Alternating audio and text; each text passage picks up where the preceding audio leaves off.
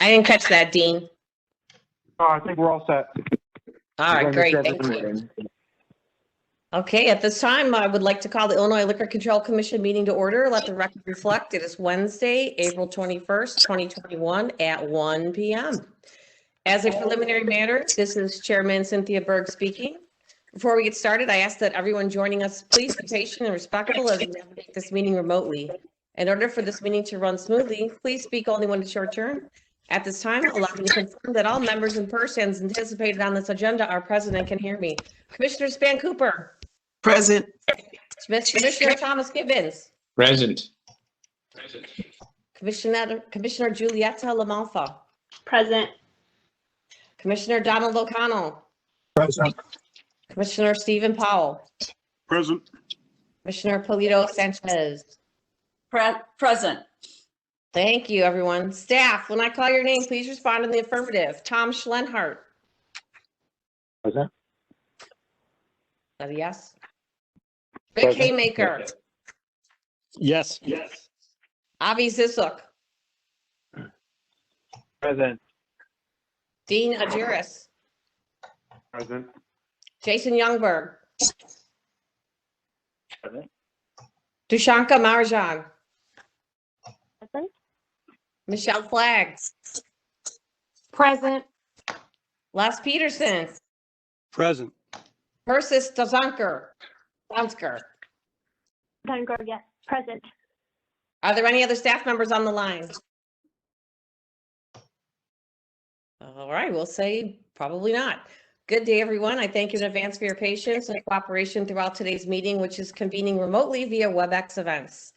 On March 9th, 2020, Governor Pritzker issued disaster proclamations for the entire state of Illinois regarding the COVID-19 pandemic. On April 2nd, 2021, the disaster proclamation was renewed. Normally, the Illinois Liquor Control Commission would hold regular meetings in James R. Thompson Center in Chicago.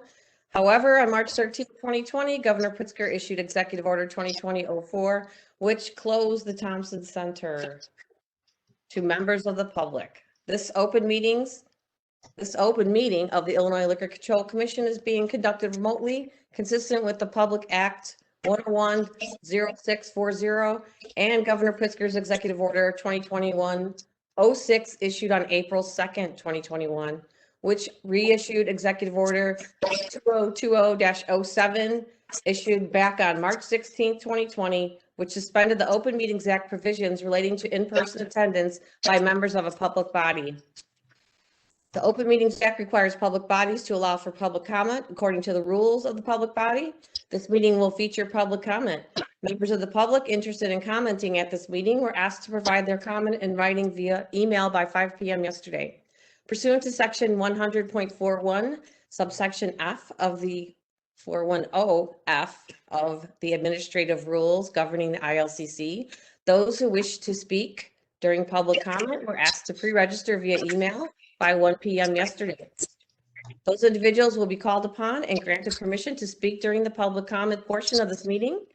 Those individuals who pre-registered to speak, please ensure that your information you registered with matches your WebEx registration information.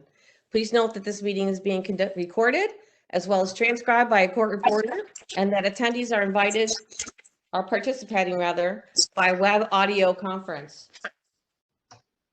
The agenda for the meeting has been posted on the website. We recommend the members and the public follow along the agenda as posted.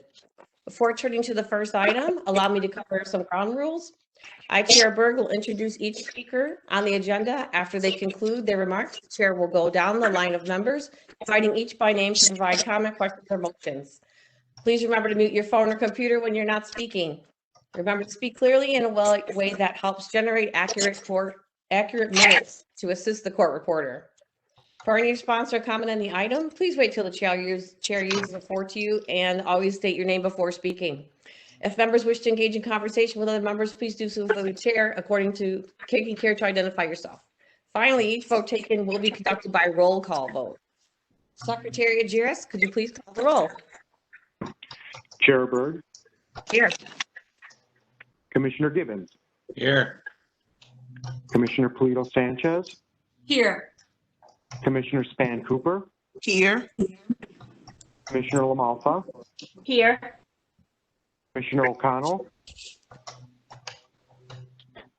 and Commissioner Powell. Here. Thank you. Item number 2, do I have a motion for the approval of the minutes of the board meeting held on March 17th, 2021? So moved. I'm sorry, but I'm not going to know who's speaking. Commissioner Powell, so moved. Commissioner Polito Sanchez, second. It's been moved by Commissioner Powell, seconded by Commissioner Polito Sanchez. Properly moved and seconded, motion carries. Actually, I'm sorry.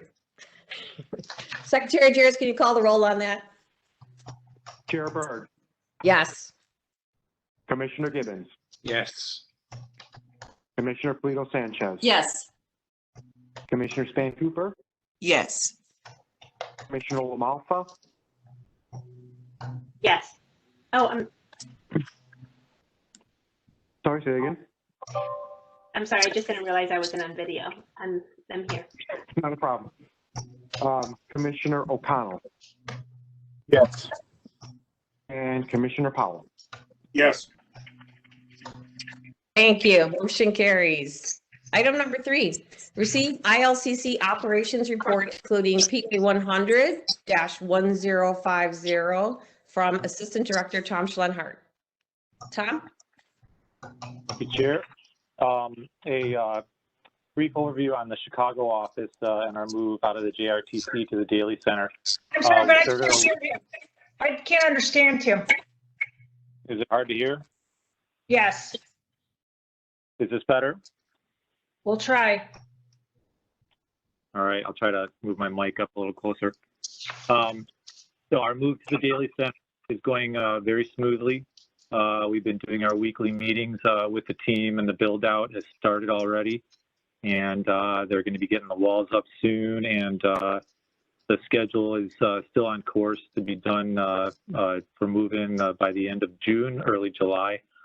Of course, even at that point, we may still be fully remote as we are now, but at least everything is on schedule, and it looks like there are no holdups on any of the build out over there. So that's looking good. On the personnel side, we have executive 1 position being interviewed. There are about 22 candidates, I believe. They're currently being interviewed in the next 2 weeks. We've been looking to fill this for a while as well. This will help bolster our illegal shipping and sales enforcement. And our general counsel is still with the governor's office. The final 4 interviews with the governor's office was completed 2 weeks ago. So we're just waiting the final decision on that for the general counsel. And then for our supervisors, we've got movement there where all the offers are out. There's a little bit of back and forth to still go on there and finalize that, but all candidates have been selected and we're just finalizing the offers. So looking forward to having that finally all 4 supervisor positions filled. And then the IGA, we're currently drafting with revenue, which of course is going to cut back on all the services that we used to rely upon. And this is only going to be for our Gentex printing purposes only. Since that's their product, we have to have an agreement with revenue just for that purpose. But all other services are under our domain and control. So the IGA will be very short and brief on just Gentex purposes. That's basically all I have on the operation side. Any questions? Thank you, Tom. Any questions from the commissioners at this time regarding our move? Virtual move, yeah. Mhm. Yeah, virtual move. It would appear there are none. Item number 4, receive update on COVID-19 directives. Okay, yeah, as of today from last month's meeting, our FAQs are still up on the website. Nothing has changed since then. We're still following the current guidance from the governor's office, and hopefully moving to the bridge and to stage 5 at some point. But as of now, status quo since last month. We're getting a few more special events requests in, and I know Deshanka might be getting into that a little bit more in her presentation, where you know, we're working with the individuals applying and also with the locals to ensure that everyone's following the proper protocols prior to receiving a license. That's the basic report on COVID-19.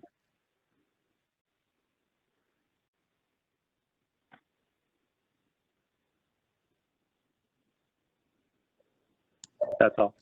Chair Berg, you're on mute. Thank There we you. go. Do we have any questions or comments regarding COVID-19 from the commissioners? Not for me. It would appear there are none. We'll move on to item number 5, receive update on diversity inclusion initiatives. Is that Michelle or Tom? It's me, Michelle. Why? Michelle. Hi. So we have not received additional responses from industry members since the last report. We did have our Women's History panel that was recorded in March, and that's on our YouTube channel. And that concludes updates. Thank you. Any questions from the commissioners for Ms. Flagg? All right, we'll move on to item number 6, receive the division reports. We'll begin with licensing and Ms. Marajan. Thank you, Chair Berg. This is Dushanka Marian. I manage the licensing division, and I just want to highlight a few items in regards to our March 2021 figures. Happy to report we had issued 3,007 liquor licenses in the month of March. That is definitely an increase from March of 2020, where we had 2,227. We can attribute some of the increase to licensees that are beginning to renew their liquor licenses. Those that have taken advantage of the renewal extensions are beginning to renew their licenses. As you all know, we've had 3 renewal extensions. The first extension was December 31st of 20. Second renewal extension was March 31st of 2021, and we're approaching our third extension, which is June 30th of 2021. We are seeing some of our licensees starting to renew their licenses, and that's where some of the total is.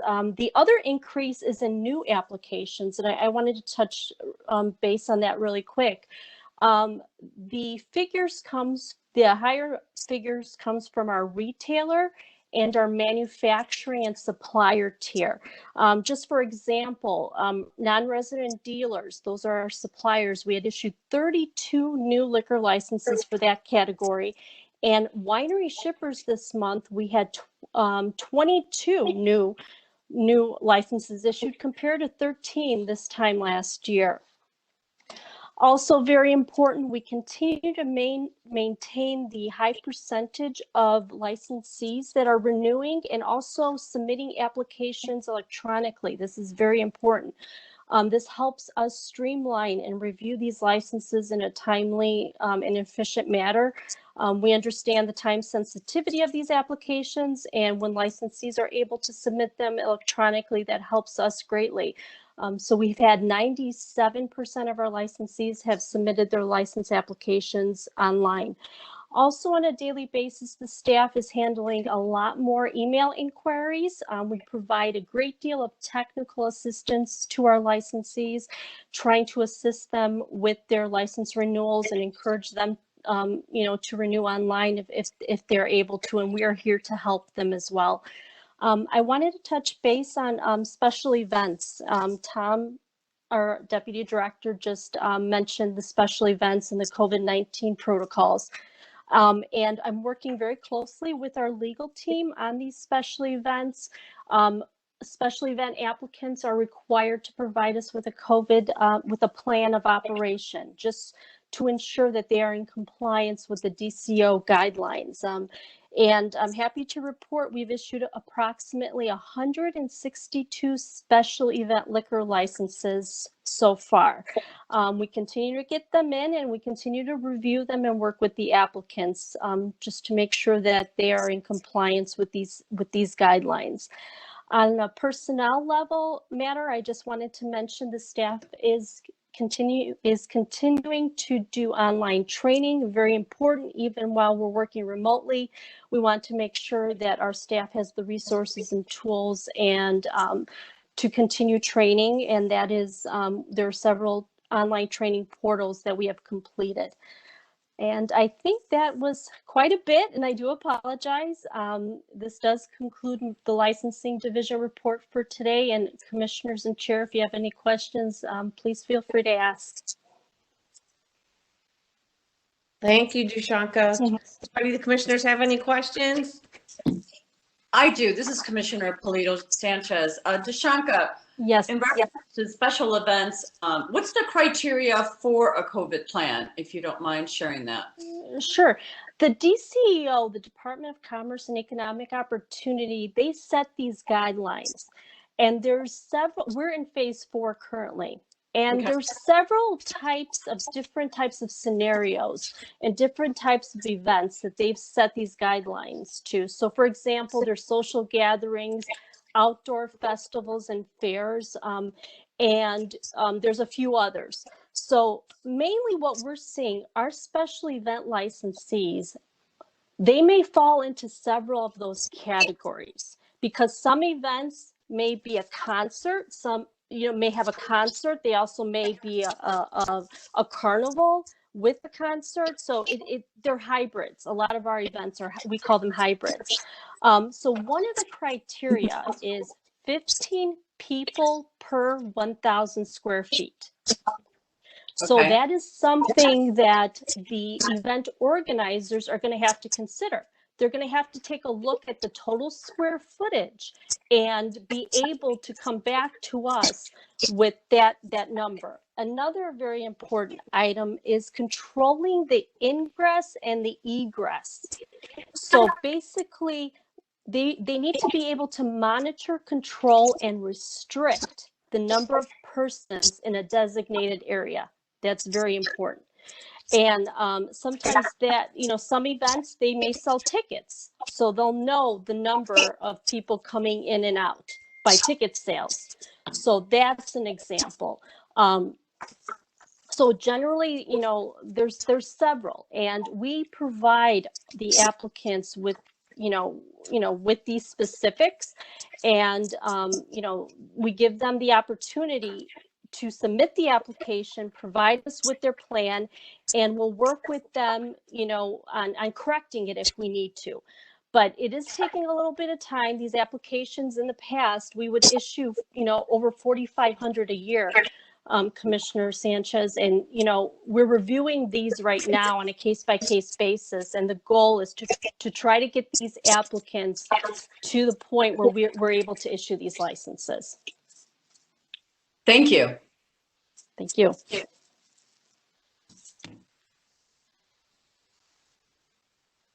All right. Any other questions? Hearing there are none, we'll move on to Mr. Peterson with enforcement. Good afternoon, everyone. The Enforcement Division conducted 1,477 inspections and found 158 violations in March. Additionally, 82 warnings were issued during new license inspections. The most common warnings were the state license not posted, the IPT certificate unavailable, and invoices unavailable. For complaints, during the month of March, we received 61 complaints, which is a 3% decrease from the previous months. The complaints come in the standard way: phone, emails, letters, confidential, etc. This accounts for a 63% decrease over the previous months due to we're slowing down on the COVID type of complaints. The underage compliant detail is up and running. We continue to concentrate on the cases concerning the sale and delivery of alcohol via the online portals. We are also working with other law enforcement agencies to, with the actual details themselves using the underage compliant kids. A noticeable thing too, a noted thing is the assisting other agencies. The Champaign Police Department, we assisted them in the unofficial St. Patrick's Day, the annual day of partying for students at the University of Illinois campus. Our agents conducted licensed premise walkthroughs and noted different types of violations due to the students remaining on the campus for that day. We also conducted licensed premise walkthroughs, and nice to note is that no issues or violations were done on either day. I'll leave you with the notable investigations. There's 3 of them that I submit, which I'll continue to do so, just to give you an idea of what type of things that the agents are running into, and quite frankly, what a great job they're doing. They're on top of it, and when you look at these 3 samples of the 1,477 inspections that were done, it gives you a good idea of the type of thing that's occurring out there. That is the end of my report.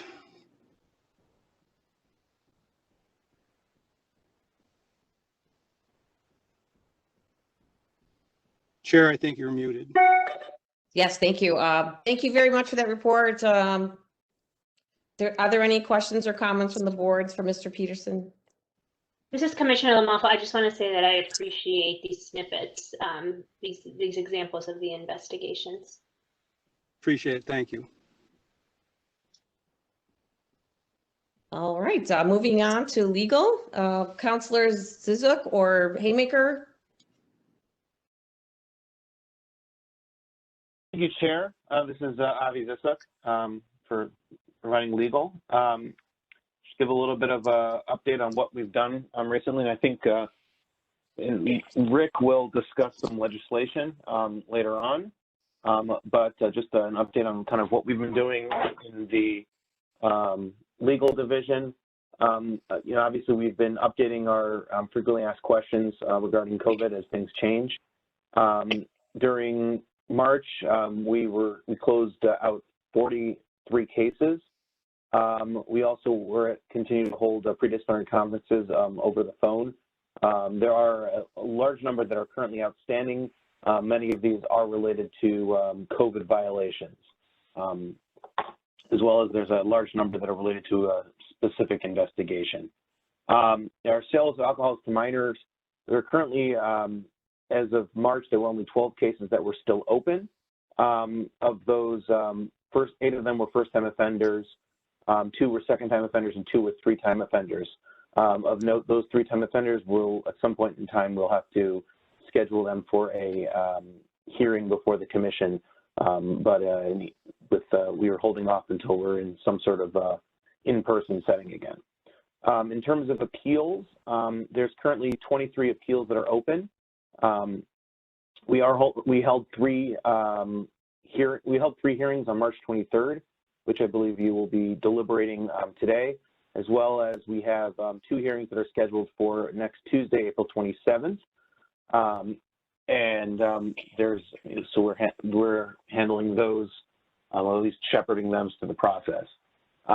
Technical assistance, we continue to get numerous calls, emails, voicemails regarding just various legal issues related to sale of alcohol, and we are providing them. We're also, as necessary, referring them to our advisory opinion process, and on the more complex ones, discussing those in conjunction with licensing and enforcement. In terms of overall caseload, there's currently 97 cases that are open, but as previously mentioned, a large portion of those are cases that have pre-disciplinary conferences requested or scheduled. Then in addition, we are handling FOIA requests. We've been pretty consistent. This month we had 17. We're pretty consistent to keep the requests are staying around the 15 to 20 mark. There are several matters that are currently pending for administrative review, and we are assisting Attorney General in handling those. Of note, there is one that that we just, during the very beginning of April, we did receive the administrative review decision from the circuit court, and the decision in that case of the Golgofsky Real Estate and Lake County that was overturned and reversed by the circuit court. And then we have several other federal cases which are still pending, and we are assisting the Attorney General's office in handling those, in dealing with those. And as terms of operational, as Tom mentioned, the final interviews and decision-making for the general counsel position are being reviewed by the governor's office, and we hope to have a general counsel in place soon. If there are any other questions, I'm more than happy to answer.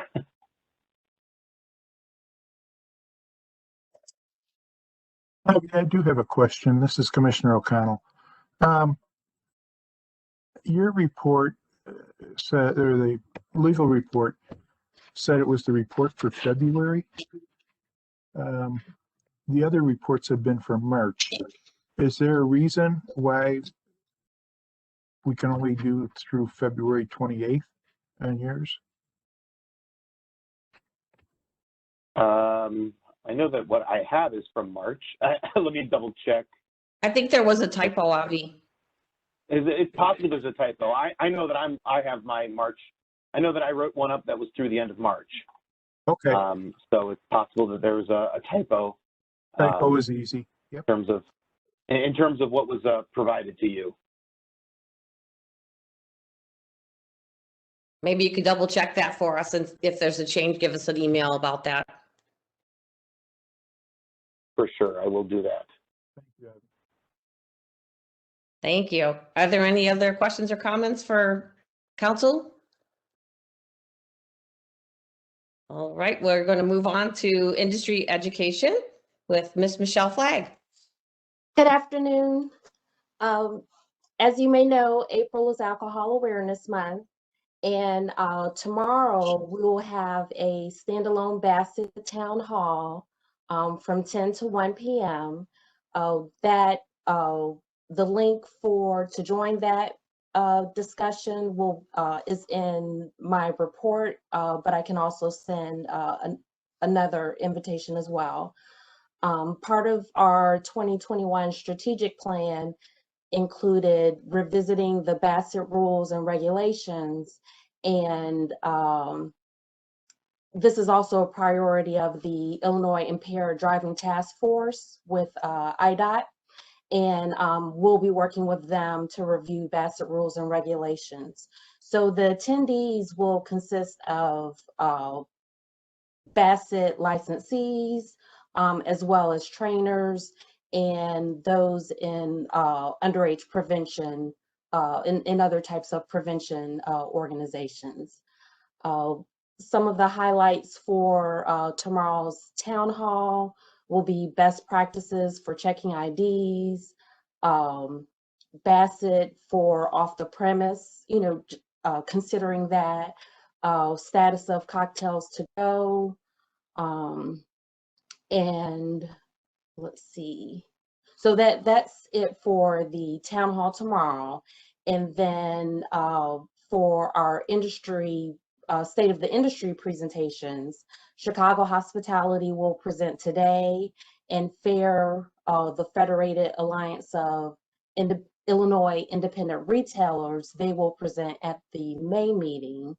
And the first quarter newsletter went out at the end of March. And some of the items as it relates to special events and links to DCO guidelines, as well as our FAQs, those are some of the items that were included in the newsletter.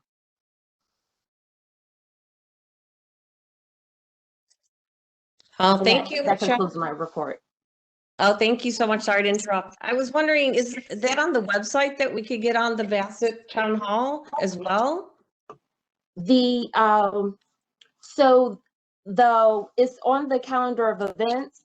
the actual registration is not. That was sent to people to register. So that was more of a targeted marketing. I see. So we can just go through our calendars and the commissioners and I can join? Yes, because it's a WebEx meeting. So Perfect. and then you join the WebEx, and again, I can send the link to all of the commissioners, but it's also in my report. Yes, I did see it there. Thank you so much. It's really important. I'm excited to join in. All right, any other questions from or comments from the board regarding the Bassett Town Hall or Alcohol Awareness Month? Tom Gibbons. I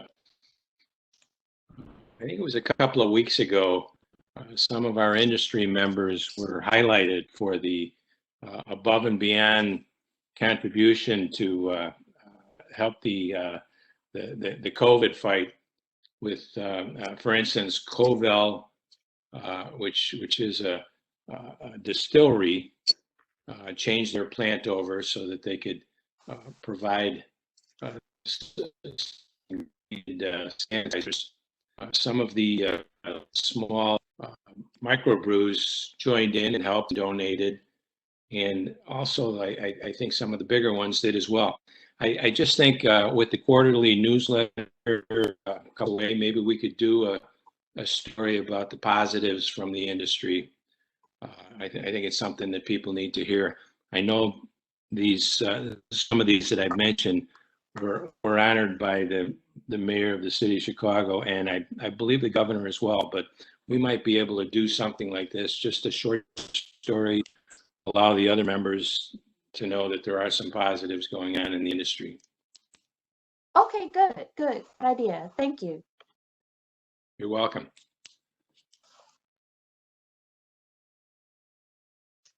All right, any other comments? Hearing that there are none, we'll move on to item number 7, receive update on legislative summary from Councilor Haymaker.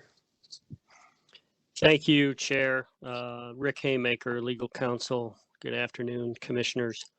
You should have a document that's titled Legislative Summary, 102nd General Assembly, 2021 Spring Session. It was likely updated last week. So what we'll do on this summary is try to consolidate this a little bit more for the purposes of time and give you some updates that have occurred over the past week. There are 16 bills that are in that document. What I'm going to do is break these out into the ones that seem to be moving or have the potential to move, and the ones that are not. There are 5 that seem to be moving, and I'll summarize those. First is Senate Bill 104. It authorizes retailers to use credit cards for wholesaler purchases. It also extends the cocktails to go law to January 1st, 2024. This bill passed out of the Senate and was referred to the House Rules Committee. So that one seems to be on the move. Senate Bill 297 also. This authorizes a winery to make mead. Mead is a honey type of a wine. It also authorizes mead to be sold to brewery tap rooms and to be sold from brewery tap rooms. This passed out of the Senate Executive Committee and was placed on the calendar for third reading on the Senate floor. Again, also is out of committee and is moving. There are 3 bills that are still in committee, but there was what's called a Rule 210 motion filed to extend the deadline on these bills, these following bills. Deadlines were all extended through April 23rd. The first is Senate Bill 1712. Senate Bill 1712 eliminates the requirement for retailers to meet minimum dollar purchase requirements for wine and spirits purchases.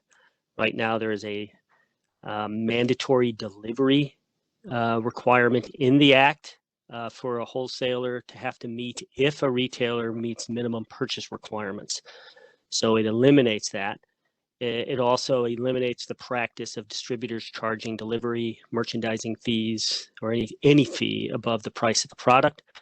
It also authorizes retailers to sell and purchase wine and spirits from other licensed retailers with certain record-keeping requirements. The motion to get out of committee went through and was passed to extend it till April 23rd. There also is, this is the only bill where there is an actual hearing scheduled, and it is scheduled for about an hour and a half from now for today in the executive committee at 3 o'clock. So we're going to see what happens with this bill, if it moves or if it doesn't.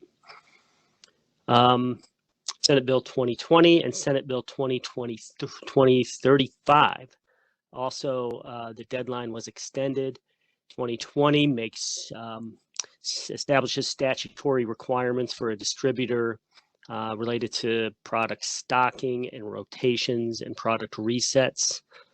And Senate Bill 2035 establishes production measurement reporting requirements for brewers.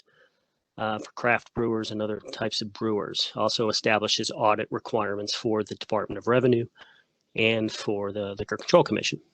This deadline was extended. So those 5 bills, something has happened where they're either moving or they're surviving in some way. For all other bills, the bills did not make it out of committee. So the other bills are either dead or at least on life support. But let me caution you on that statement, and that is that there's a potential for the language in any one of those bills. And this bill includes the craft bill that you heard about last month, and also if any of the other bills that didn't make it out of committee, that the language contained in those bills can appear on other bills through what's called a floor amendment, the floor amendment process. So not only is the language in these bills not necessarily dead, but we expect some of that language to be resurrected into other bills. So again, that's something that we're going to watch and keep an eye on to see what kind of floor amendments are submitted and are approved in the next couple of weeks or the next month. So again, for the purposes of time, I'm open for questions on any one of these bills, but that is the summary, at least as we sit here right now. Rick, this is Commissioner O'Connell. I have a question. Yes. On SB 104, we see the continuation of the race to extend the sunset to January 2024. We've talked before about how we really probably, if we're going to extend the sunset at all, we don't need to extend it that far. Is there any discussion or any movement to downcrease that perhaps to 2022? Commissioner, to my knowledge, there has not been, prior to that bill leaving committee, it's my understanding that that bill initially just outright eliminated the sunset provision. And the sponsor and the co-sponsors considered our position, and instead of outright eliminating the sunset, decided to extend it, admittedly a good amount of time, but nevertheless, there's still a sunset. So I guess that's the nature of what the bill sponsors, what they were willing to compromise on. Could we again go on record as asking to make it a shorter period of time? you know, that we can certainly do that. You know, I can speak with Tom and see if we can reach out to the sponsors or whoever might, you know, especially in the House side right now, we might, because we've already, I think, spoken to some of the individuals on the Senate side. So maybe on the House side, we can reach out together with the governor's legislative people as well. Rick, Tom Gibbons with a question. Yes. On these bills, the last statement, positions, no position slip file. So should I assume that we have a position on each of these, or and it just hasn't been noted there, or what does that mean? Well, the statement on the document is meant to identify if any position, if any entity, industry member, individual has taken a position on the specific bill. So let's say industry member X opposed, or in industry member Y supports, that would be noted in that section. But because there haven't really been any hearings scheduled on these, there has been no indication that position slips have been filed for others. From our perspective, the only way we would file a position opposed or in support is if the commission itself took a formal position. And so if that was the case, we would slip on the bill while it was in committee. But the commission has yet to do that. Thank you. Sure. Commissioner O'Connell again. This is actually not on legislation, but just came into my mind that I would really like to get a copy of the overruling on our Lake County case where they reversed our decision. I think Ivy was talking about that. Yeah, that certainly can happen. Correct, Avi? We have that decision, correct? Well, Commissioner, we have that decision, so we'll get it out to everybody. Yes, we have that, and I can email that to all the commissioners. Thank you. Any other questions on legislation?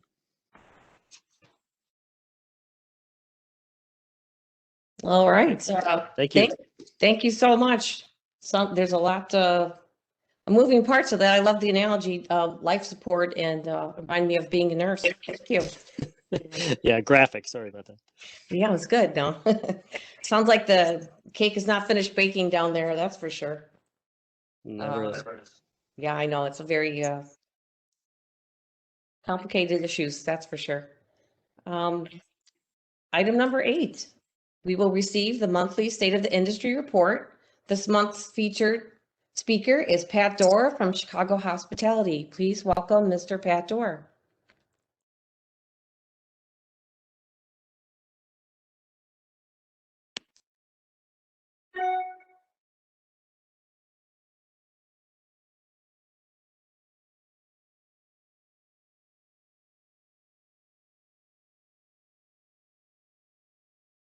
Hey, good afternoon. Unmute yourself. There you go. Good afternoon, Commissioners. This is Pat Dorr from the Hospitality Business Association of Chicago, and pleased to join you virtually today, and delighted Jason was incredibly helpful in getting me up and running to actually be able to join this time.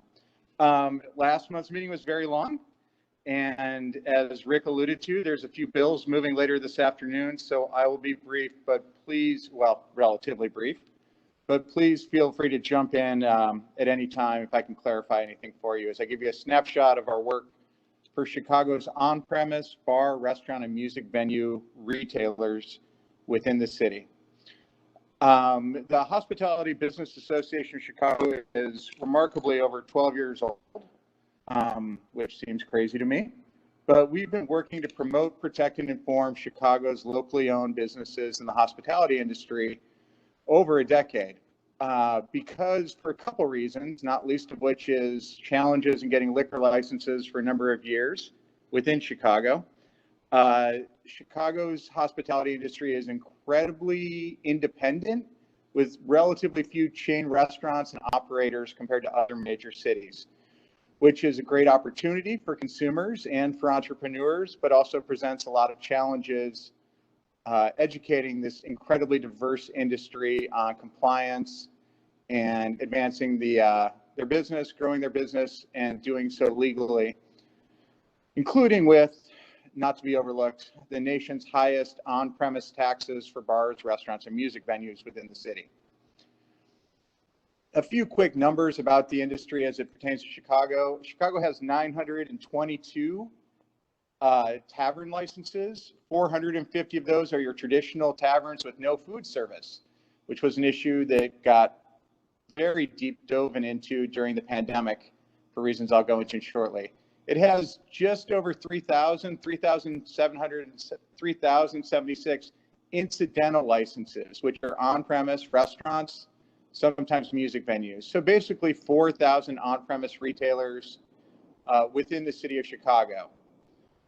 This data is all more optimistic than the reality probably is, because that reflects all the licenses that have been extended for going on 15 months due to the pandemic, and based on estimates from deliveries by distributors, as well as some sales data that's available through common sales systems like Toast, Micros, and Aloha.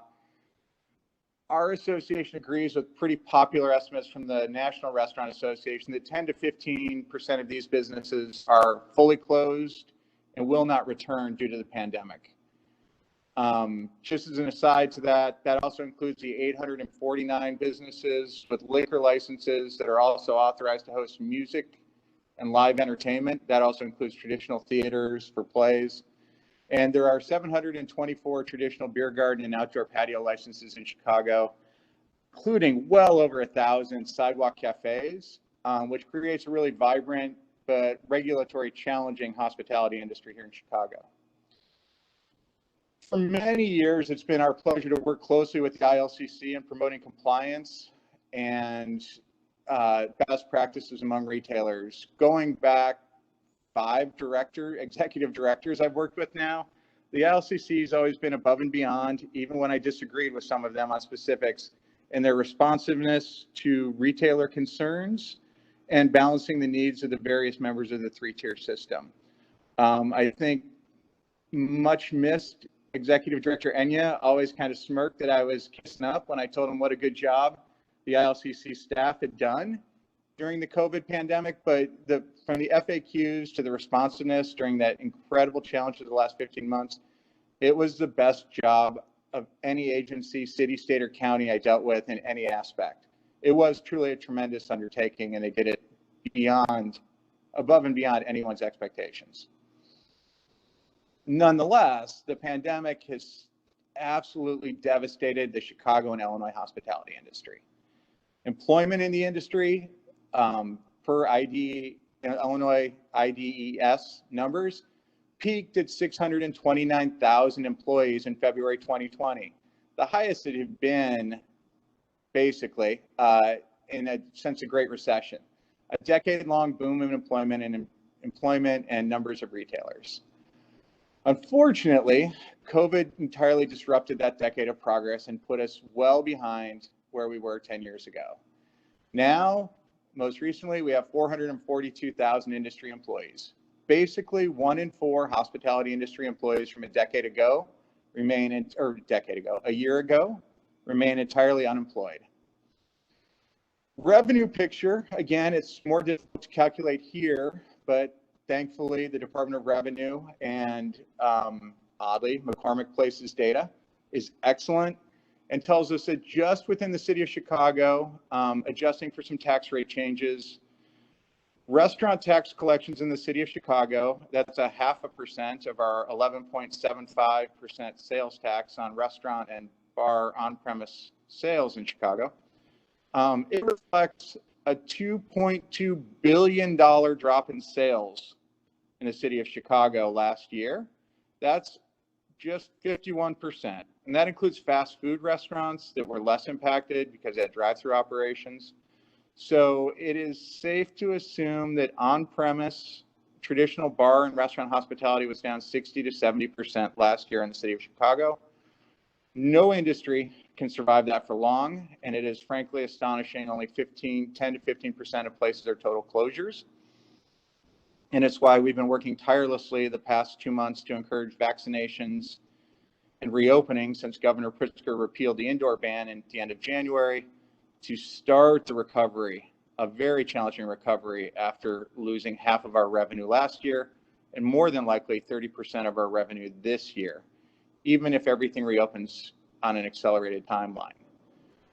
Where we are right now, the best data is from the beer and liquor distributors provided by a company called FinTech, which collects and processes orders for all the different distributors from self-distributing breweries to liquor suppliers. And they show, as of through through March, that the on-premise sales volume based on orders from distributors to retailers we're at 64% of where we were before the industry fell off the COVID cliff. That's promising, but with 1 in 4 people still unemployed in the industry, it's a long climb back. To address a few issues that have come up, as I tried to address last session, but due to technical difficulties, cocktails to go, I know it can be an issue this commission has some concerns about. Here in Chicago, we're more limited than most municipalities. You cannot buy beer at a gas station in the city of Chicago. That is not a thing they allow. That is more limited than a lot of municipalities. Nonetheless, as you go to any of the chain stores or full service, off-premise liquor stores, convenience store retailers, even Chicago allows single serves of beer in a sealed container over 16 ounces, which is, you'll see, I don't know how much you see them downstate in the suburbs, but those are the 16.9 or 20 ounce stovepipe is the industry name for them, packages of beer to be sold individually, as well as individual servings of wine or canned cocktails greater than 12 ounces. Those are packages prepared by the manufacturer and distributed through the 3-tier system. Those are already totally legal in the city of Chicago, as are the sales of 6 packs of 50 milliliter, also known as airplane size bottles of spirits. You can get them checking out at some of our largest chain pharmacies all over. What not extending cocktails to go to 2024 will do is put these small bars and restaurants with strong cocktail programs at a massive disadvantage to medium and large size beverage alcohol companies that can afford to can their product. What cocktails to go, when sold in compliance with the rules, which we are zealously working to educate everyone on the labeling and packaging requirements, reflects, it just allows bars and restaurants within Chicago and across the state to get into a space that is and will continue to be dominated by large manufacturers and suppliers selling those single-serve packages here in the city at their stores and across the state, and frankly, in most of the Midwest. It is almost hard to grasp how readily available they are, but that is the competitive landscape we're in. And by extending it to 2024, more of these operators will be able to plan ahead, and build more cocktail-to-go programs with tamper-proof labeled packaging that they can sell with their to-go food offerings and add some extra revenue. And again, everything we can do going forward to give them certainty for the next few years will help with the recovery, because frankly, we are in total agreement with the National Restaurant Association and the hotel associations that Chicago is not looking at a full recovery until very late 2022 or early 2023, because tourism and especially business travel is absolutely critical to this entire Chicagoland market, and that's not coming back quickly. So again, cocktails to go, I realize it's an area of concern, but when done with the excellent guidelines that the ILCC staff has circulated, is a safe, responsible offering that can help many of these small operators add to their check size with to-go sales and really help them hang in there. So I hope that factors into your deliberations. I certainly understand the concerns and certainly saw people not doing a responsible job in the middle of summer, but it has gotten much better just in my travels around Chicago with the tamper-proof and label packaging. And I know Les's people, Mr. Peterson's people were tremendous about educating retailers how to be compliant. The other issues that we would briefly highlight, again, I promise briefly, most of our agenda is outside the scope of this commission's authority. The issues we are pushing with General Assembly members, it might slightly touch on the ILCC, is one, using some of the American Recovery Plan money from the federal government to help with license renewals for on-premise vendors in the months ahead as the current extension runs out. It seems like that would be a small, at $600 per retailer, way to offset some of the major damage that these retailers have felt over the past year. And again, delivery, whether it's what the breweries have been doing with their road shows, craft brewers have been doing, most of the interim programs we believe should be extended until the end of this year to help all of these operators plan and strive and succeed during the comeback ahead. Would there be any questions on that? Because I'd also like to address the diversity efforts that we've managed to do a pretty solid job on during the pandemic, but I have some other colleagues who will join in on that. So any questions I could address for the commissioners on where the Chicago hospitality industry is now?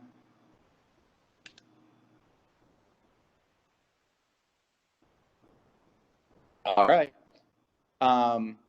In the past, Ms. Flagg at the LCC was tremendous reaching out to us along with Director Enya about ways to promote diversity. Unfortunately, most of that was going on while we were desperately trying to keep as many of our retailers open as possible in Chicago, during the 161 days they were closed for indoor service over the past year, and we were not able to provide a solid response to Ms. Flagg, but we were able to do what I think is some pretty good work.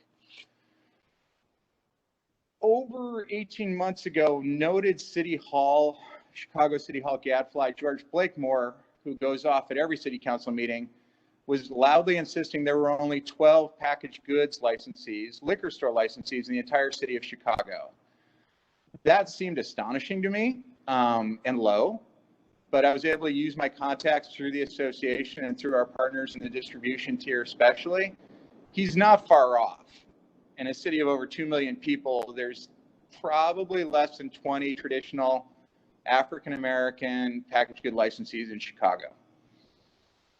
That, for me personally, really brought into acute focus that we have an enormous retailer diversity problem. I'm proud our association is 10% LGBTQ identifying owners. So I think we have decent diversity in that area. But we are definitely underrepresented among Latino and Black ownership because, frankly, it's nowhere near where it should be based on the city's population. Using some industry, bartender, and brewery connections that I met over the years and the help of West Loop's Haymarket Brewing, a craft brewer here in Chicago, also with operations in Michigan, I was able to facilitate connections for what we called the Concerned Citizen Brewing Project. And this was a way to just create a toehold for more minority Chicagoans to get introduced to the craft beer industry. Mr. Jay Westbrook, who is on this call and will hopefully be able to join, Jason permitting, in a moment, and Mike Gemma at Haymarket were instrumental in developing this beer that got just a handful of Black Chicagoans who worked in the industry into the brewing process to develop and come up with their own beer collaboration with Haymarket, a beer called Harold's 83 that they can explain, that actually uses honey from a variety of apiaries, bee farms, here in Chicago that a great program for ex-offenders uses to help ex-offenders enter the job market.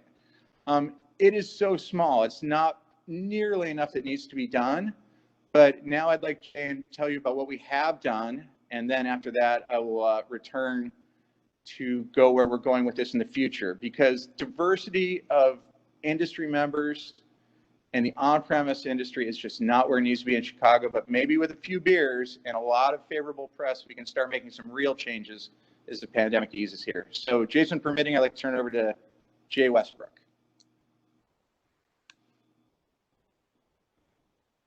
Thank you, Pat.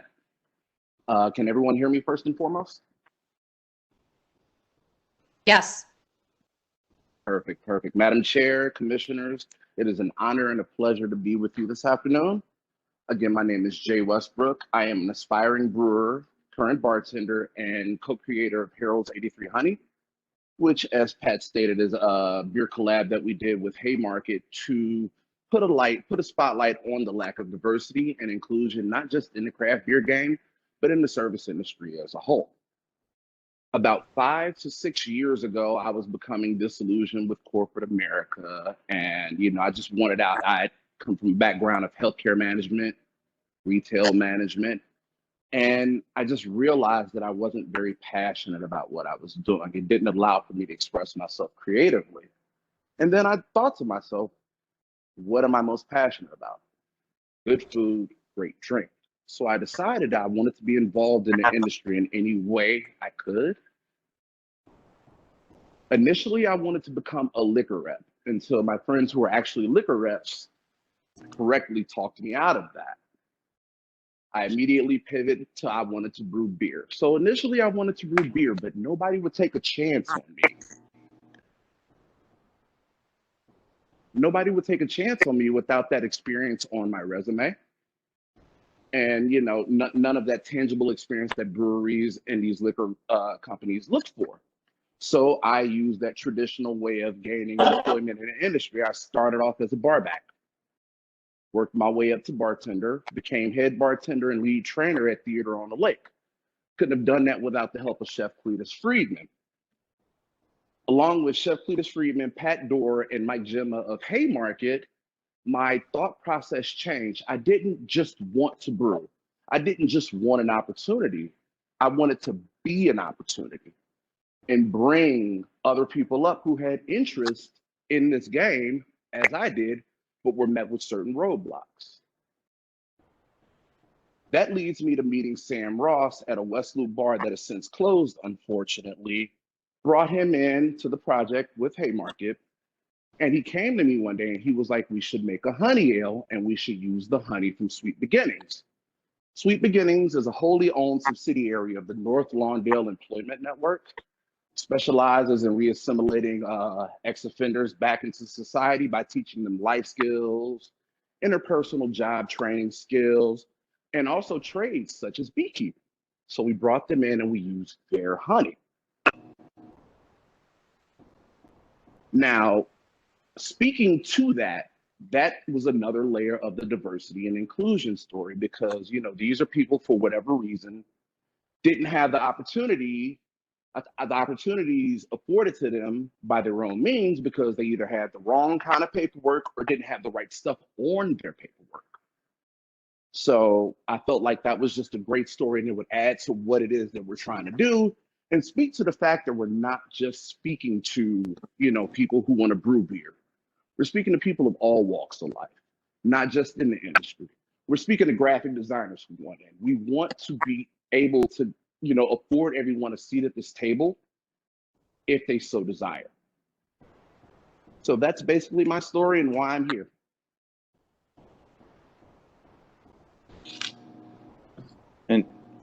Hi, it's Commissioner Span Cooper. I have a question, of course. And Mr. Dorr, I have to tell you, when Mr. Blakemore makes it to the Illinois Liquor Commission conversation, wow, right? So, Mr. Westbrook, I don't want to make any assumptions. A couple of questions. Number one, where did you get the name from? And talk to us a little bit about your plans to scale and potential employment opportunities. Absolutely, Commissioner. Well, Harold's 83 Honey is an obvious hat tip to Muriel Harold Washington in the year he became Chicago's first African-American mayor. Now, Awesome. knowing how important the name Harold is to Chicago, I wanted to create something that continued that narrative, continued that story, and pushed it forward. So that's where the name was born. And of course, a little bit of alliteration with Harold and Honey. So I figured that was a name. So talk to us about your plans to scale and employment opportunities. Well, proof positive of this project already gaining foothold, it lies firmly with my co-creator, Sam Ross. He was able to pivot once the bar that he was bartending at over in the West Loop closed. He pivoted to an apprenticeship over at a Lulu Brewing, which is in Pilsen.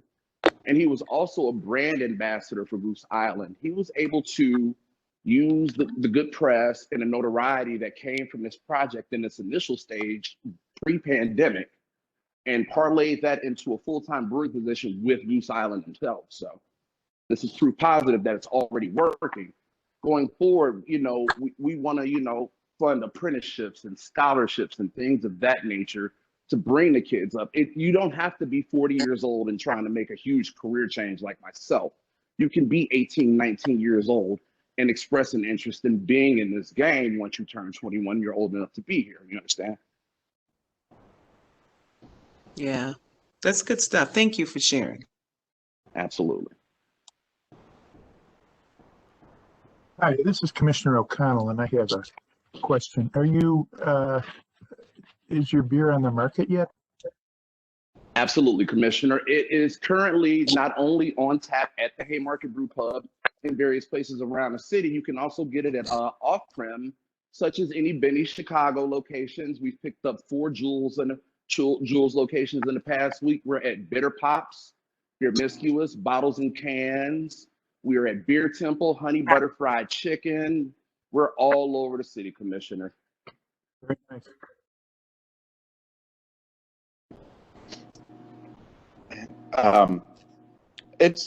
We also did, I'd be remiss in mentioning, and I will send the links to Ms. Flag for any commissioners. Despite the pandemic, when the first run of the beer, which really turned out well, came out, we were able to do, with Haymarket taking the lead and Mike Gemma, who's also on the call, panel on diversity in brewing and bar restaurant employment in the middle of the pandemic. And I am looking incredibly forward to doing something like that in person when we hit the bridge phase, because I think it was a valuable conversation while it was on Zoom, but it's the kind of conversation I think goes even better in person. And of course, we'll let the commission know when we get there. I also would like to add, as on the commissioner's question about where we go from here. Well, with the ownership aspect, I don't believe the ILCC has ever collected racial or ethnic data of ownership, but gosh, it sure came up a lot, as it probably should have during the various DCEO relief programs. There's been turnover at DCEO, and the General Assembly certainly has its hands full, so I opted not to pursue some more record keeping with the ILCC on this. But within the next 30 days at City Council in Chicago, there will be an ordinance introduced. Just missed making the cut today due to drafting backlog. An ordinance to start voluntarily collecting the race of business license owners in Chicago. People will be able to opt out, but I had to work the phones for about a week to figure out how few Black convenience store and packaged good licensees there were. And that will really be a necessary first step, a small but important one, in finding out a lot more about the scope of hospitality ownership in Chicago. And more, I think even more importantly and more practically for more Chicagoans, the second part will be, we've partnered with an online Bassett provider, and they're donating 30% of the training fees to be used for more Bassett training for non-traditional hospitality industry employees from across Chicago to get Bassett certified, which will give them a leg up in getting hired. The hiring picture for hospitality is very challenging right now. This might be the best time in any of our lifetimes for people who've never been able to get their foot in the door in the hospitality industry to get there. And once in-person training can resume, hopefully in the next 30 to 45 days, we're looking forward to getting those first certification classes going here in the city to help get more Latino, Latinx, and Black Chicagoans considered and trained for bartender and server positions. Because one of the best ways to become an owner is to go up the ladder. It's still quite possible in Chicago, and a lot of other communities to really dedicate yourself to the craft of being a bartender or server and save up and make the connections you need to open your own small business. And we're fully committed to helping push that pipeline more broadly and further in the months ahead. Mr. Doris, Commissioner Span Cooper again, how will you be reaching out to the Latino and the Black community about that opportunity? We've talked to some of our beer supplier partners to help identify retailers who will be good for getting that out, because honestly, the best hospitality employees are usually the regular hospitality customers. And we'll be able to do that through signage there, budget willing, even coasters saying scan this to get more information and start building a list of that community. Because we get educational opportunities, scholarship opportunities sent all our way. We have to build that list to educate the what I call the fourth tier, the customers and the employees in the third tier, more educated on that. And the other way, of course, is we'll reach out to all the General Assembly members and the aldermen to share it in their own newsletters. I'm getting pressure to learn TikTok and Instagram better to get the message in those channels. Yeah. Any social media post usually works better than an email for converting that community, but we'll go on all cylinders to try and get that message out. Yeah, I was going to recommend that, get a little more aggressive around your outreach, just not, in industry. But there are so many people who would be interested in this opportunity that you could reach, where they are. Social media, of course, digital and that kind of thing. But, really, think broadly about how to enroll both the Latino and the Black communities and this opportunity, because you could really make a difference doing that. I really, really hope so. And the employment picture is so hard right now with the huge unemployment, but we've lost a lot of industry people to new jobs. They just changed careers. And I know, and I believe that Chicagoans, Latinx and Black have had a hard time getting in the door for those jobs, because hospitality is a good job. You get work hour flexibility and good tips, especially in this market. This is the time. So if the General Assembly takes a day off from doing liquor bills by next week and the city council's over, hopefully we can even see some developments on promoting these jobs to those communities early next week. Fingers crossed. Pat, this is Commissioner Polito.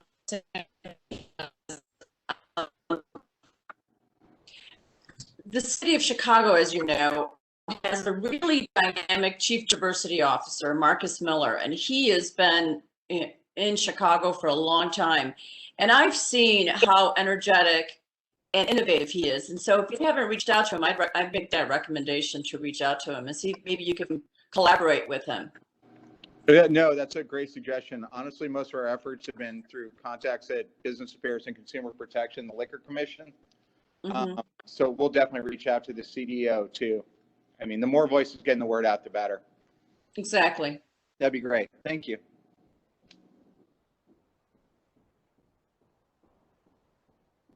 All right, well, thank you, commissioners.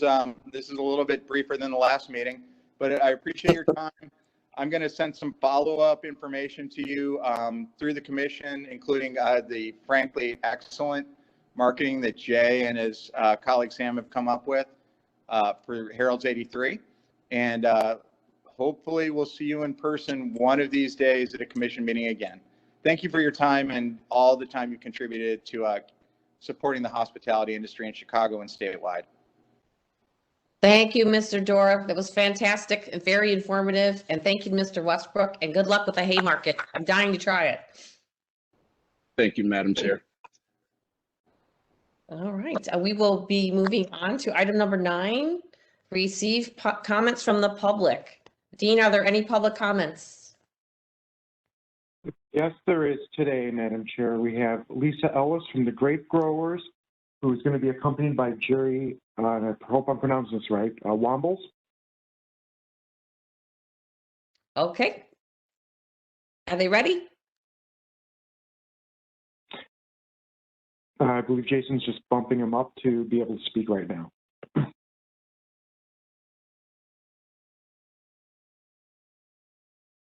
Hello. Can you guys hear me? This is Lisa Ellis.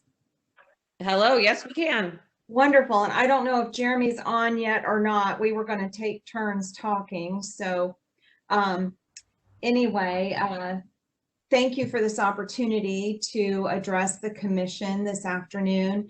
And I would like to concur with Pat on giving you thanks on behalf of our industry for all of the hard work on behalf of the commissioners and also the staff. I still sit on numerous calls with association colleagues across the United States, and Illinois seemed to be one of the most forward-thinking groups in the country as relates to helping our industry navigate through this very tricky time period. And I just can't thank you all enough for your very professional and forward-thinking efforts. I just agree with everything Pat said on that behalf, on behalf of all of that. So, and then just want to also briefly address that we're looking forward to giving our State of the Industry presentation to you again on June 16th. It's looking like that might still be a virtual meeting, but we also do look forward to a time where we can come back up and meet with you in person. We are here today borrowing some words that were used earlier in this meeting to talk about a dead or on life support bill, Senate Bill 1927, which is legislation that was submitted on our behalf by Senator Rochelle Crow. And I do want to let all of you know that the comments that we're going to be sharing with you today, we will make sure they get in your hands in written form for your later evaluation. But one thing, you know, I would like to point out that in 2018, the National Institutes of Health released a report analyzing drinking trends by state. And we are not surprised to learn that Illinois ranked number 5th in the nation for wine consumption.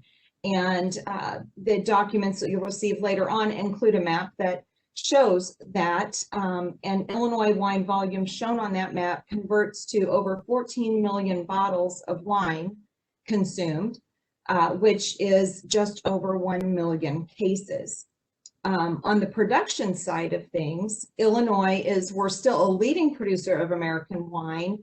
According to our 2019 economic impact study, data included from the TTB shows that Illinois is the 18th largest wine producing state with nearly 1.2 million gallons produced. This equates to 6 million bottles or 500,000 cases. So when you compare the data points related to consumption and actual production here in the state of Illinois, we believe that there is significant room to grow wine production here in this state and grow jobs here in this state and grow agribusiness tourism in this state. Our efforts right now are currently hampered by distribution. And average Illinois wineries' production levels really are not yet significant enough, for the most part, to gain substantial attention from distributors. So depending on the market, distributors can represent wineries such as Gallo, Constellation Brands, Trinchero Family Estates, all producing tens of millions of cases each year.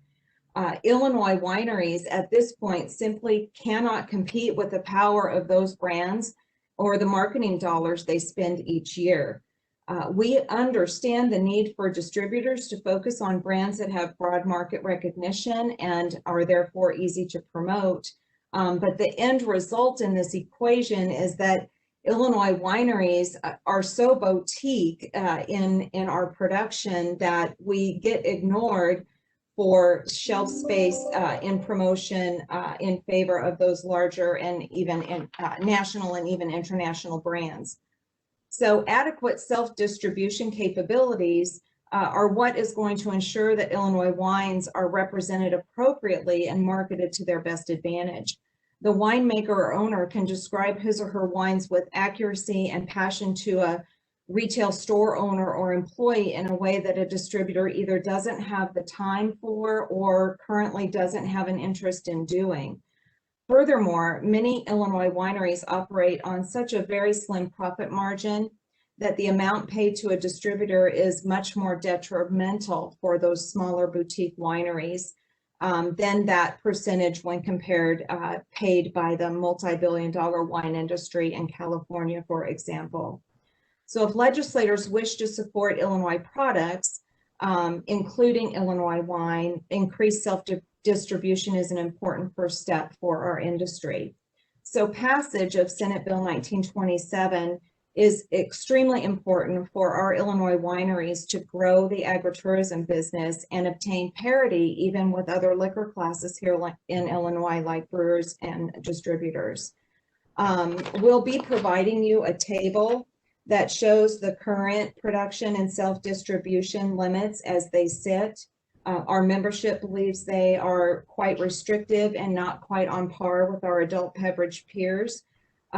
We do believe our members will still use distributors, and we look forward to the opportunity to grow their individual businesses to the point where a distributor is glad to take on those lines.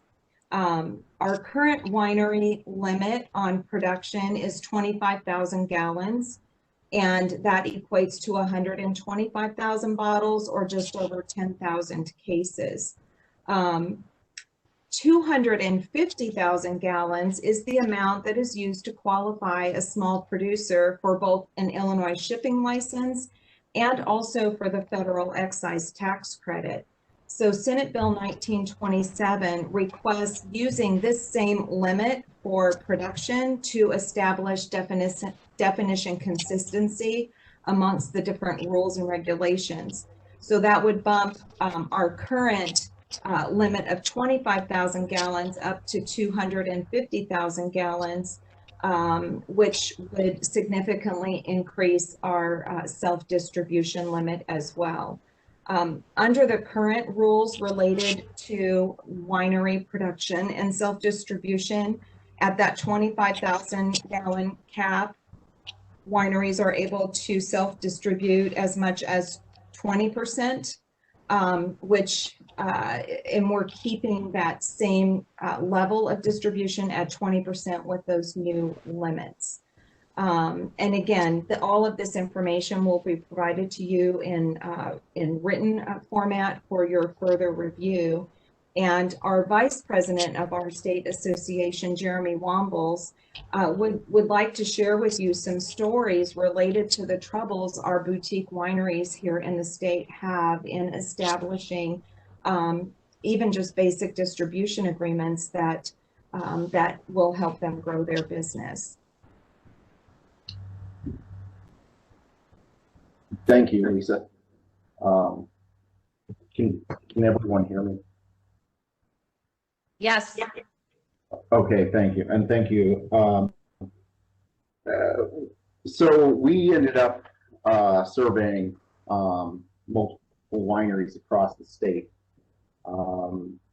especially the ones that have started to reach that 5,000 gallon limit. And what we're hearing is the same story over and over again. Essentially, the distributors that are currently in the state have grown from mom and pop to much larger distributorships, either through closing down or just being simply bought out. So what we are facing as the wine industry is not being able to actually get our product out to the distributor, because it's so much more advantageous for them to get product from places like California, Australia, New Zealand, and put those on to the store shelves, especially when it's a larger winery in these states and they're able to get the bottles out on liquor store shelves at such a cheap cost. That puts us at a huge disadvantage. We're looking at typically having to split our profit up right now with the distributors and with the retailers at anywhere from 25 to 35% markup. So generally a case of wine that normally we would see a $240 profit from, we're only seeing about $50. That's going to come down to just a couple of dollars a bottle. It's really hard for us to keep our doors open at those limits. The flip side of the other reason that we're looking for this expansion for self-distribution is not only from just a disadvantage with the distributorship and trying to get our product to market. We also have many vineyards in the state that simply just they're small mom and pop vineyards growing an acre to 5 acres of grapes. They need to look for extra sources of income, especially in tight years when they can't find as many people to buy their product. So what they do is they seek wineries to actually take their grapes, manufacture it into wine, and then just sell it back to them at a small markup. The breakdown with that situation right now is that at 5,000 gallons, that really chews up every bit of self-distribution that a winery might have. So that's the other flip side of the coin with the agribusiness that we've ran into, where a lot of wineries are struggling to try to get product out to some of these smaller vineyards.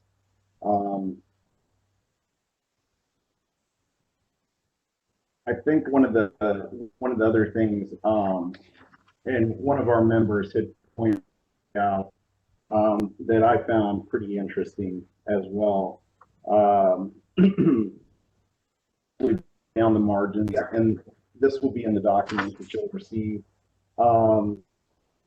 With the distributors receiving 35%, retailer receiving 25%, he went on to elaborate that he is actually owed $40,000 right now from distributorships that are shut down, and that has really put a crunch on his business.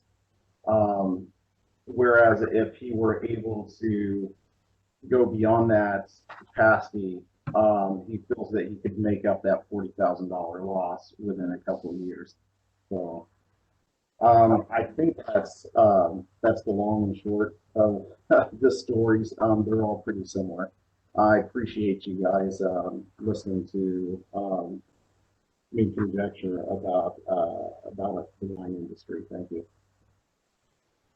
And Jeremy, if I could kind of piggyback on your comment, you know, we have another winery and vineyard in Southern Illinois that indicates that they currently work with 3 different distributors, one here and one in Kentucky.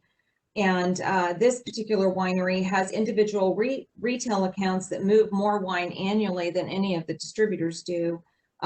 Again, these are distributors that cover multiple counties with multiple salespeople that service hundreds of retail locations, and they still can't move for this winery the amount of product that they can move themselves through one retailer. So again, you know, when you're looking at wine consumed in the state and wine produced in the state, there is a tremendous amount of room for growth. And while we definitely respect the 3-tier system, we're just still generally so small that we can't get the notice and the attention that we need in order to grow the industry in the way that we believe would be beneficial. So again, any continued consideration you could give for our dead or on life support bill, hopefully it could reappear somewhere else, and we could use that as an impetus to move forward and grow the industry and create more jobs. Thank you, Ms. Ellis and Mr. Wambles. We appreciate it. Secretary Giras, are there any other comments via email, telephone at this No, time? Madam Chair. Okay. Alrighty then. We'll move to item 10, receive comments from the board. Commissioner Span Cooper?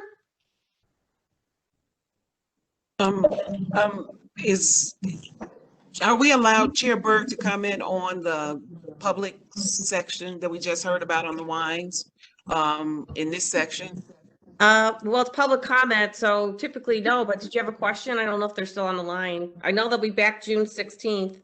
Okay, I'll wait to June 16th. Thank Sorry you. No about that. comments. No worries. Email somebody, Miss Ellis. I'm sure she has an email because they're gonna. No, I'll wait for the presentation on June 16th. No comments. Thank you. So no comments in general for anything else. Okay, Commissioner Gibbons, No comments at this point. Mr. Lamalfa. Hi, one quick question. I think that I've learned a lot today. One of the things that I keep going back to is what was said earlier on how a potential bill will be introduced to track some of the data on our industry participants. And I'm wondering how we as a commission can explore doing that even without a bill. I would think that it's information that we want to capture if we're serious about the diversity, equity, and inclusion effort. And so I would love to see what kind of initiatives we can take without it necessarily coming through in the format of a bill. Thank you. Commissioner O'Connell?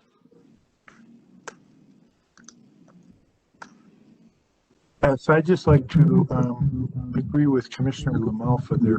I think we probably, in our licensing area, could ask for demographic information. It may have to be voluntary, usually it is. So, but that may be a beginning that we should explore. Thank you. Commissioner Powell? None at this time, Madam Chair. Thank you. Commissioner Polito Sanchez? I do have one comment. Well, it's more comment / question directed at Rick and the legal team. I'm not clear when the commission and how the commission takes a position on legislation. What is the process around that? The reason, I'm sorry, I've had to go on speaker to charge my phone, but can you hear me okay? Yes. And Rick Haymaker, Legal Division. There hasn't been a tradition of the commission taking formal positions because admittedly it's a bit awkward in the timing of it, probably more than anything. The commission meets once a month, and therefore, bills progress at different stages, and there are different philosophies, and you want to be able to hear from everybody before a formal position is taken. The staff, has suggestions. Obviously, we have our analysis, but we're not the commission. So ultimately, for us to be able to give a formal position, the commission would have to take a vote on a specific bill after hearing as much of the information as the commission can hear, for us to then take a formal position before really it gets out of committee. And, as you can see, the committee action, really starts in January. It goes January, February, March. So we have, very short turnaround period. So it can be very difficult. And I think that's one of the reasons why the commission typically has not jumped in and taken formal positions. because of the difficulty in forming an opinion after hearing as much information as the commission can hear. Thank you. I would just like to add to Commissioner O'Connell and LaMalfa in regards to the diversity and inclusion. I feel it's really important. The city of Chicago will begin checking off that box on what race we found out from Mr. Dorr. It is optional, but we can get an idea generally of what the city, its makeup. It should have as much makeup in bars in the industry and, to reflect its constituency. So I really want to proceed with this, even though we don't have Chima right now, who really graciously started this. It was wonderful, I think, on his part to have the foresight to look into that for us. It's very important. Professionals Day to Dean. And I'd like to especially thank the rest of the staff for all of their wonderful help and reaching out to me during this time without a executive director, for one, without general counsel. And as everyone has looked into our strategic plan, we have a lot of vacancies currently. So I am anxiously awaiting to hear who will be all filling these positions and starting over and starting fresh. It's really a nice opportunity for all of us to come together and decide what we would like to move forward and make a plan once everything is in place staffing wise. So thank you so much to everybody who reached out to me from the staff. You guys do a great job, and I'm glad you're recognized by not just our commission, but all the industry members as well. So thank you. Item number 11, at this time, the commission will adjourn to executive session. This executive session is closed to the public. The commission is entering executive session for the purpose of discussing testimony and evidence presented to the commission during a hearing. This is authorized pursuant to Section 2C, Sections 1 and 4 of the Open Meetings Act. Members of the public will no longer be able to see or hear the meeting, although the meeting will not end. Upon conclusion of the executive session, the commission will return to the regular meeting, which is open to the public. Do I have such a motion to adjourn to executive session? Commissioner Paul makes the motion. Okay. Second the motion, Commissioner O'Connell. Thank you. It's been properly moved and seconded. Secretary Juris, would you please call the roll? Chair Berg, Yes. Commissioner Gibbons, Yes. Commissioner Felito Sanchez, Yes. Commissioner Span Cooper, Yes. Commissioner LaMalfa, Yes. Commissioner O'Connell, Yes. and Commissioner Powell. Yes. Thank you. A motion carries. We are adjourned to executive session.